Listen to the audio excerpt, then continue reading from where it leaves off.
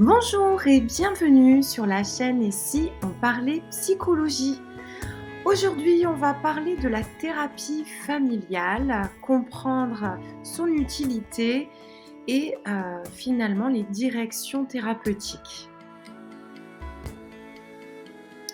Donc la thérapie familiale est une forme de psychothérapie qui implique plusieurs membres d'une famille.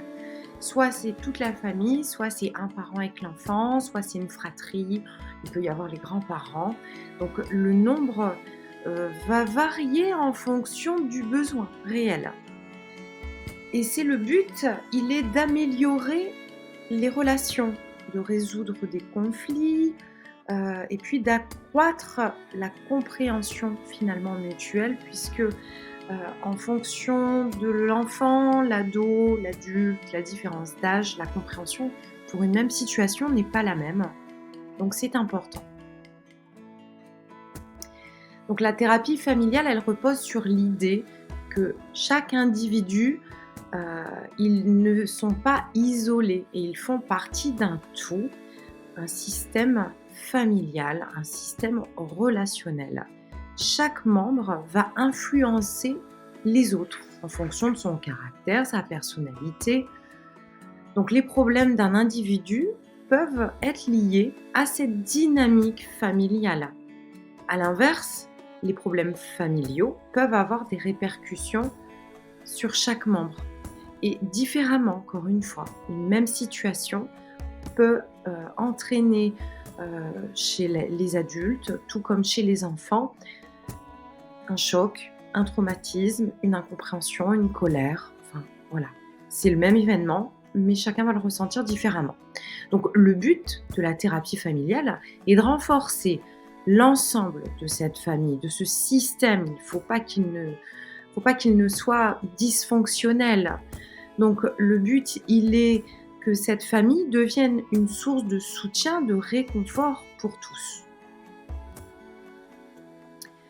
Les objectifs spécifiques, ils vont varier en fonction des besoins, des problématiques abordées. Donc on va avoir des problématiques, des thématiques qui sont assez récurrentes. On a amélioré la communication, donc aider les membres à s'exprimer, à exprimer leurs sentiments, leurs besoins. Il faut savoir le verbaliser aussi. On a aussi ce système d'écoute active au cabinet parce qu'on apprend à écouter l'autre et puis chacun apprend à s'écouter à ce moment-là. On est dans un terrain neutre, on n'est pas dans le conflit. Il y a votre thérapeute qui est là aussi pour faire de la médiation, pour forcer chacun à s'écouter, à essayer de comprendre ce que l'autre a besoin de dire. Donc on va clarifier les malentendus. On va favoriser un climat familial plus sain, plus ouvert. On va résoudre les conflits familiaux. Il y a parfois des conflits récurrents, voire intenses, qui vont affecter le bien-être de toute la famille. La thérapie, elle va fournir des outils pour identifier les causes de conflits, comprendre les perceptions de chacun et ainsi on va aller pour trouver une solution constructive. On va renforcer les liens familiaux. Parfois, les membres d'une famille s'éloignent. Perdre leur lien affectif est très déstabilisant. Et donc, la thérapie va permettre de restaurer ou de renforcer ces liens qui ont été, d'accord. Pour l'instant, ils sont oubliés, ils sont mis de côté, mais ils ont existé. Donc, on va essayer de les faire renaître. On va à nouveau les renforcer s'ils sont là et fragiles. On va favoriser la compréhension mutuelle et encourager des comportements positifs et bienveillants. On va chercher à aider à gérer des situations dites de crise. Donc, quand on a une période de crise, un divorce, une séparation, un déménagement, un deuil, la maladie, bien d'autres domaines, mais ceux-là, ce sont les plus marquants. Donc, la thérapie, elle va aider chaque membre, donc encore une fois, à s'exprimer en terrain neutre et bienveillant, ses émotions et ensemble, on va essayer de trouver les moyens de se soutenir dans ce noyau familial. Améliorer la dynamique familiale.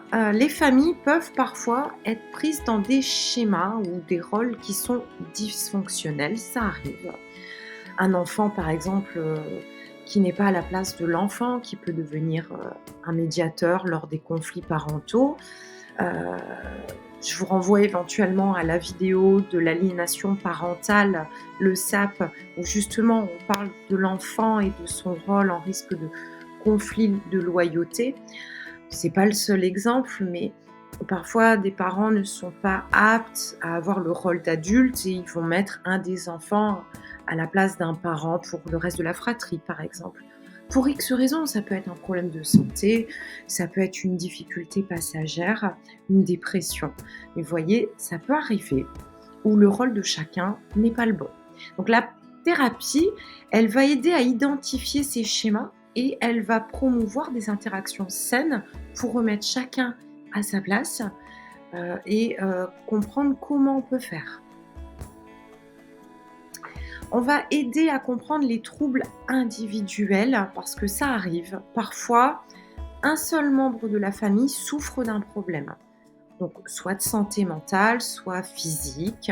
Il peut y avoir dépression, anxiété, troubles du comportement, toxicomanie, addiction.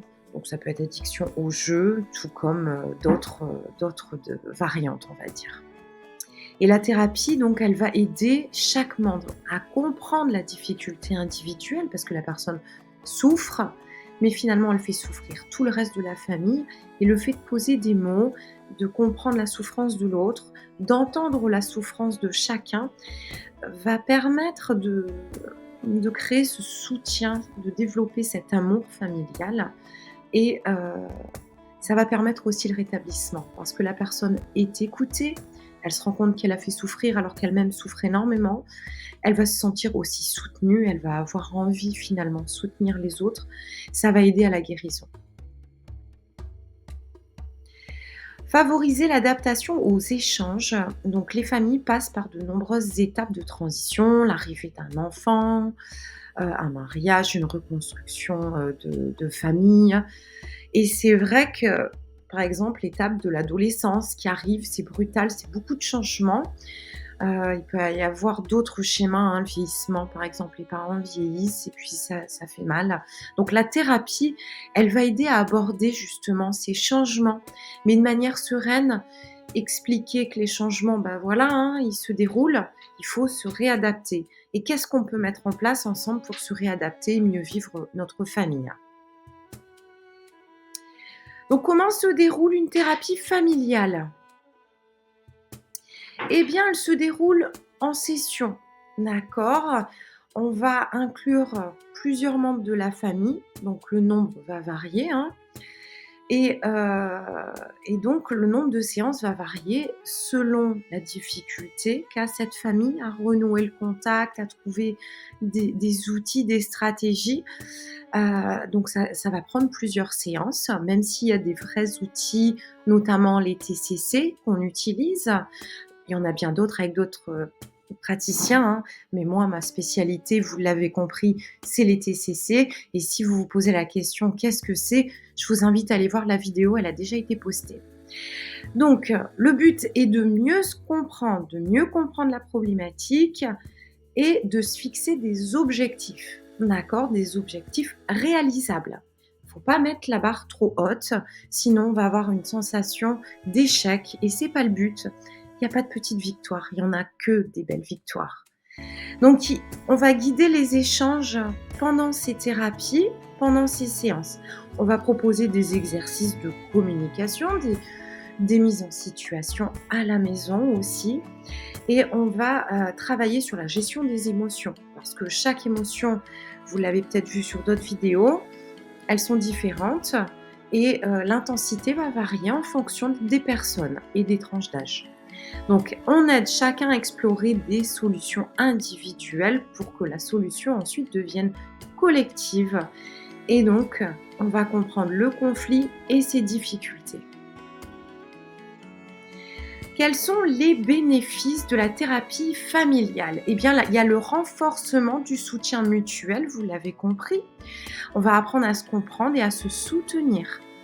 Il y a la réduction des tensions et des conflits, donc avec des outils pour apprendre à gérer les tensions et trouver des solutions aux conflits. On va aussi avoir une amélioration de la santé mentale. On va réduire les sources de stress, on va renforcer le soutien familial et la thérapie, elle va contribuer au bien-être psychologique de chaque membre. Et ensuite, point très important, ce qu'on apprend durant ces séances, ça va être efficace pour tout le reste de notre vie. Donc, on va pouvoir prévenir des futurs problèmes, des nouveautés qui arriveront tout au long de notre existence, on en rencontre. Eh bien, comme on va acquérir des compétences pour permettre de faire face à ces difficultés, eh bien, ce sera ainsi pour d'autres difficultés. Donc, quand recourir à la thérapie familiale? Eh bien, lorsqu'on a un problème relationnel ou émotionnel qui va affecter le noyau familial. Ça peut être conflit, divorce, séparation ou recomposition familiale. On a des problèmes de comportement chez l'enfant, l'adolescent, on peut avoir des maladies graves, vivre un deuil, le harcèlement, les addictions, troubles de la santé mentale d'un des membres, ou difficultés d'adaptation à des changements familiaux. Donc on va retenir, la thérapie familiale, c'est un moyen très efficace pour aider les familles à surmonter les difficultés, renforcer les liens, mieux comprendre les besoins et les émotions. Et elle favorise un environnement familial sain. Chacun se sent soutenu, respecté et à sa place. La thérapie familiale n'a plus de secret pour vous. Voilà. Et voilà, la vidéo est terminée. Je vous remercie d'avoir partagé ce moment avec moi. J'espère que le sujet abordé de cette semaine vous a plu, qu'il a aussi répondu à certaines de vos questions. Vous pouvez me retrouver sur psychologue.net. N'hésitez pas à vous abonner à la chaîne et à activer la petite cloche de notification pour que vous ne manquiez pas chaque nouveau contenu. J'essaye d'être très régulière, hein. Chaque dimanche, je poste un nouveau sujet qui est proposé finalement par vous et j'essaye d'y répondre en fonction de la demande. Voilà, je vous dis donc à la semaine prochaine.